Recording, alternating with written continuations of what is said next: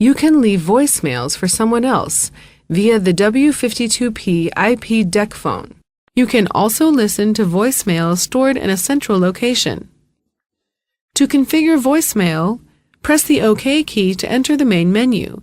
Select Voicemail, then Set Voicemail. In the related account, press the pound key to select the proper input mode and then enter the voicemail access code, for example, *86, in the number field. Press the OK soft key to accept the change.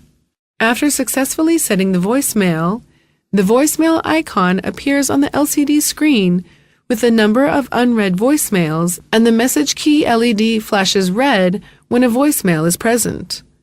To check voicemails, press the message key to view or dial the access code *86 directly to listen to the voicemail. To view the voicemail via the phone user interface, press the OK key to enter the main menu, select Voicemail, and play message. Then press OK to listen.